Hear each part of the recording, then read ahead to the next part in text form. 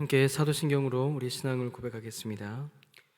전능하사 천지를 만드신 하나님 아버지를 내가 믿사오며 그 외아들 우리 주 예수 그리스도를 믿사오니 이는 성령으로 잉태하사 동정녀 마리아에게 나시고 본디오 빌라도에게 고난을 받으사 십자가에 못 박혀 죽으시고 장사한 지 사흘 만에 죽은 자 가운데서 다시 살아나시며 하늘에 오르사 전능하신 하나님 우편에 앉아 계시다가 저리로서 산자와 죽은 자를 심판하러 오시리라. 성령을 믿사오며 거룩한 공예와 성도가 서로 교통하는 것과 죄를 사하여 주시는 것과 몸이 다시 사는 것과 영원히 사는 것을 믿사옵나이다. 아멘. 찬송가 369장 함께 찬송하겠습니다. 찬송가 369장입니다.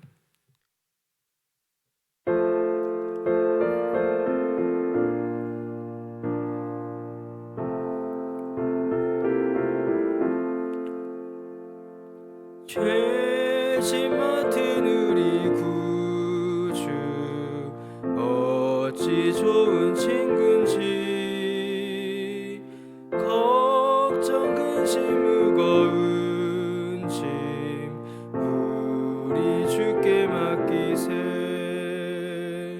주께 고함 없는 고로 복을 받지 못하네 사람들이 어찌하여 아랠 줄을 모를까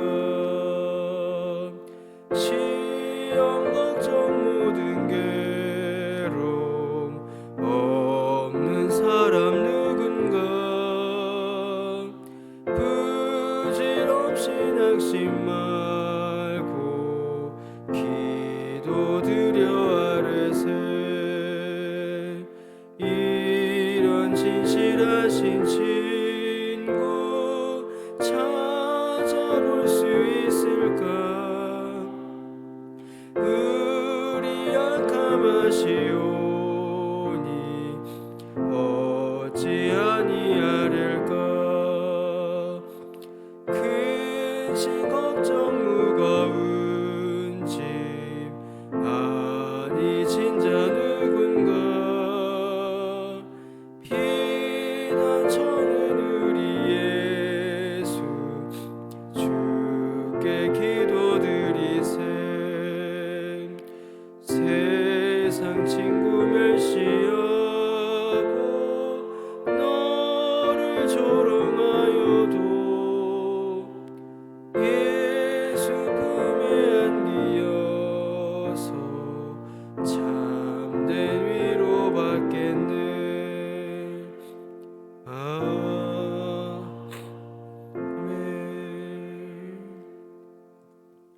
우리 시편 69편의 말씀 함께 보시겠습니다. 시편 69편 1절에서 18절까지 말씀 우리 한 절씩 나누어 읽도록 하겠습니다. 시편 69편 1절에서 18절까지 말씀입니다. 한 절씩 나누어 읽겠습니다. 하나님이여 나를 구원하소서 물들이 내 영혼에까지 흘러 들어왔나이다.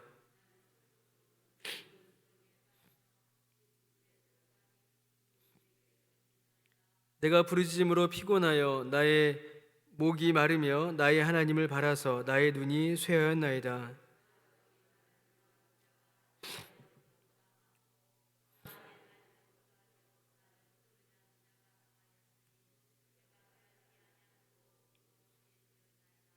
하나님이여 주는 나의 우매함을 아시오니 나의 죄가 주 앞에서 숨김이 없나이다.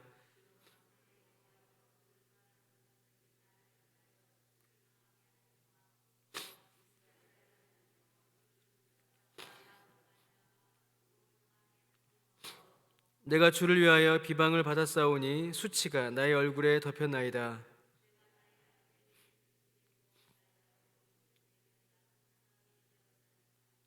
주의 집을 위하는 열성이 나를 삼키고 주를 비방하는 비방이 내게 미쳤나이다.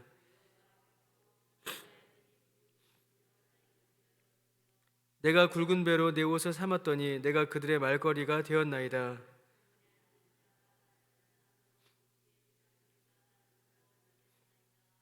여호와여, 나를 반기시는 때에 내가 주께 기도하오니 하나님이여, 많은 인자와 구원의 진리로 내게 응답하소서.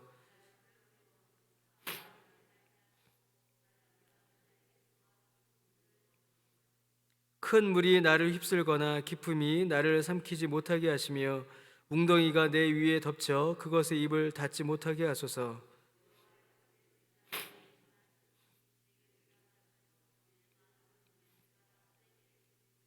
주의 얼굴을 주의 종에게서 숨기지 마소서. 내가 환난 중에 있사오니 속히 내게 응답하소서.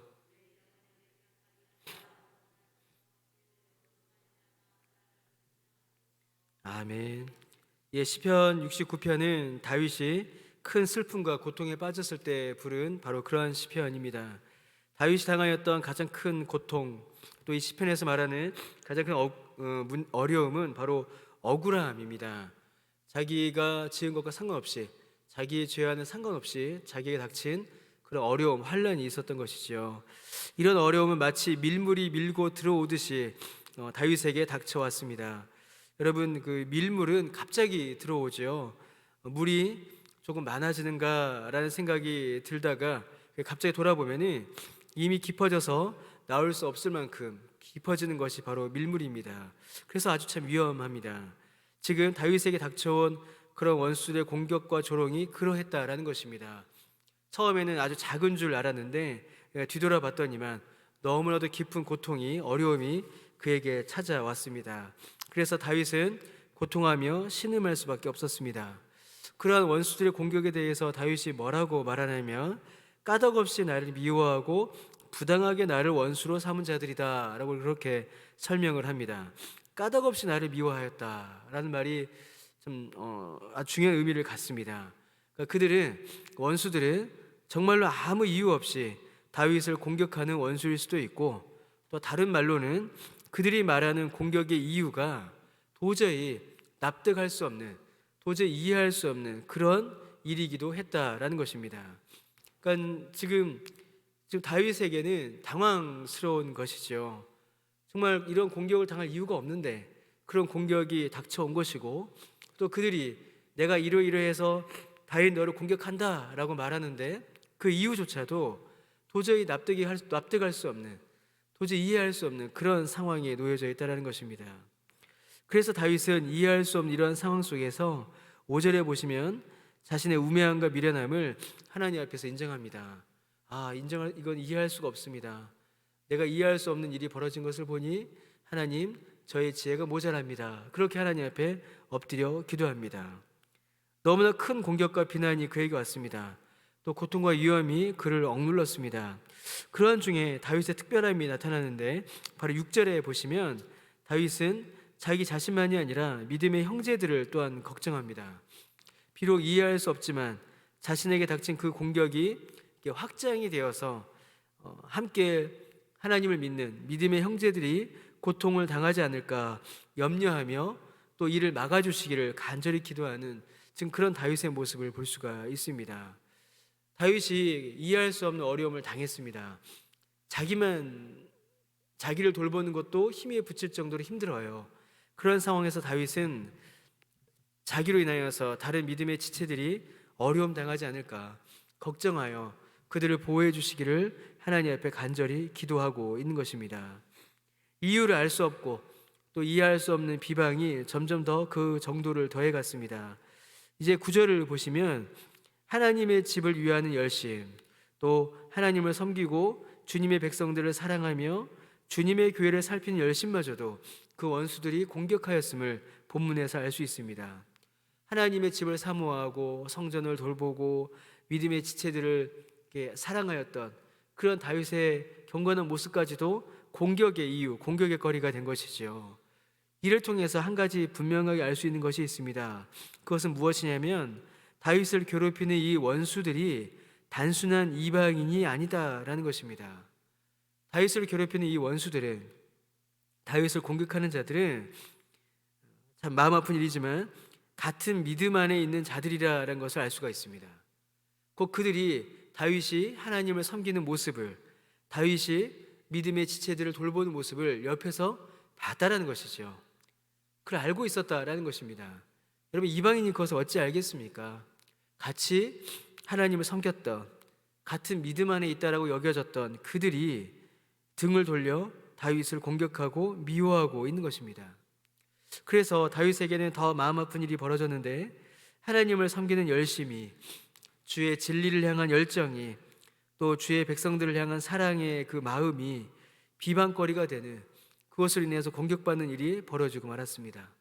그래서 10절에 보면 곡하고 금식하는 것이 자식에게 욕이 되었고, 11절에 보시면 굵은 배를 입은 것이 자신에게 또한 욕이 되었다라고 이렇게 이야기합니다. 그 곡하고 금식하고 굵은 배를 입는 것, 이거 전부 다 장례식장에서 일어난 일이죠. 그런데 성경에는 이 세 가지가 장례식만이 아니라 회개의 모습으로 이 모습을 연결해서 설명합니다. 다윗이 하나님 앞에서 눈물을 흘리면서 금식하면서 자기 자신을 억제하면서 하나님 앞에 눈물로 회개했다라는 것입니다. 자기의 죄를 이제 고백했던 것이죠. 그런데 원수들이 이를 옆에서 봤다라는 겁니다. 같이 예배드리고 같이 기도한 사람들이 다윗의 이 회개를 옆에서 본 거예요. 그리고 나서 어떻게 한 겁니까? 이를 본 자들이 이를 가지고 오히려 수군거리고 비난하기 시작했다는 겁니다. 야, 다윗이 저렇게 눈물로 회개하는 거 보니까, 다윗이 저렇게 금식하며 애통하며 회개하는 거 보니까 다윗이 정말 큰 죄를 지었나 보다. 다윗이 나쁜 죄를 저지른 것 같다. 다윗 나쁜 사람이다. 다윗 악한 사람이다. 오히려 그렇게 말을 만들어내고 비방하고 모욕하며 다윗을 공격하기 시작했던 것입니다. 여러분, 다윗이 하나님 앞에 회개한 것이지요. 자신의 죄를 놓고 하나님 앞에 애통하며 하나님의 은혜를 간구했던 것입니다. 근데 그 모습을 원수들은 비방의 거리로 삼은 거예요. 저렇게 회개하는 걸 보니까 큰 죄를 지은 것이 분명하다. 저 나쁜 사람이다. 그렇게 오히려 다윗을 비난했던 것이죠. 너무 답답한 현실, 너무 고통스러운 현실이 사실은 더 있었습니다. 8절에 보면은 형제에게 객이 되었고 어머니의 자녀에게 낯선 사람이 되었다라고 말해요. 가족마저도, 가장 가까운 사람들마저도 도와주지 않고 외면하는 그런 일이 벌어지고 만 것입니다. 고립무원의 상태가 된 것이죠. 어느 누구도 자기를 도와주지 않아요. 다른 사람들의 비방과 수군거림 때문에 어디 가서 큰 소리로 기도도 못하는 겁니다. 내가 크게 하나님 앞에 울며 기도하면 그걸 갖고 옆에 있는 사람들이 수군거리니까 지금 그것도 못하고 있는 거예요. 마음을 터놓고 하나님 앞에 울며 기도도 못하고, 가까운 사람들에게 의지도 못하고, 이해할 수 없고 이해되지 않는 공격은 더욱더 가해지고, 그런 상태, 그런 어려운 가운데에 다윗이 놓여져 있는 것입니다. 그런 상황 가운데 다윗에게 유일한 소망이 있었습니다. 바로 하나님이십니다. 13절 이후에 다윗의 소망이 잘 기록되어 있지요. 특별히 17절 말씀에 다윗의 간절한 소망이 있습니다. 주의 얼굴을 주의 종에게서 숨기지 마소서. 여러분, 저는 이 본문 볼 때마다 어린 아기들 생각이 나요. 어린 아기들. 여러분, 어린 아기들이 교회에 있으면 이제 아기들이 이렇게 왔다 갔다 하거든요. 근데 어린 애들, 젖먹이 아기들이 혼자 자다가 갑자기 깨서 막 울어요. 진짜 서럽게 웁니다. 막 애들이 서럽게 울어요. 우는 소리가 막 들립니다. 근데 막 울면 갑자기 엄마가 나타나서 얼굴을 빵긋 보여주면 애가 그쳐요. 애가 그칩니다. 막 울다가 엄마가 나타나면 그치고 빵긋 웃어요. 왜 그렇습니까? 그 엄마의 얼굴이, 그 엄마의 목소리가 이 아이의 위로이고 소망이고 능력이며 구원이기 때문입니다. 다윗이 지금 하나님 앞에서 어린 아기가 되어서 하나님의 얼굴을 구하는 겁니다. 하나님, 제가 너무 힘듭니다. 지금 제가 도움이 없습니다. 제가 이것을 벗어날 길이 없습니다. 어린 아기가 두려움에 떨며 울듯이 그렇게 하나님 앞에 울고 간구하고, 그러자 하나님께서 그 얼굴을 다윗으로 향하여 다윗에게 위로와 소망과 능력을 주신 것입니다. 기도에 관한 많은 설명들, 많은 말들이 있는데 제가 좀 이렇게 기억에 남고 좋아하는 말이 하나 있습니다. 그게 뭐냐면 기도는 나의 문제를 하나님의 문제로 만드는 아주 특별한 도구다라는 말이 있어요. 기도는 나의 문제를, 내 문제를 누구의 문제요? 하나님의 문제로. 그러니까 내가 기도하는 순간 이 문제는 이제 내 문제가 아닌 거예요. 누구 문제예요? 하나님 문제입니다. 아기들이 배고프다고 막 울어요. 그럼 그 순간 그 문제는 누구의 문제가 되죠? 엄마의 문제가 돼요. 애를 빨리 젖을 물리든가 뭘 먹여야 되거든요. 애가 어느 날 갑자기 기저귀에 오줌을 쌌어요. 그래서 막 웁니다. 그럼 그 순간 이 문제는 누구의 문제가 돼요? 엄마의 문제가 돼요. 빨리 이걸 갈아줘야 되거든요. 여러분, 기도는 우리의 문제를 하나님의 문제로 바꾸는 아주 놀라운 은혜의 통로입니다. 내가 이해할 수 없고 내가 감당할 수 없고 내가 벗어날 수 없는 어려움을, 여러분, 내 힘으로 감당할 수 없는 일이 얼마나 많습니까? 얼마나 많아요.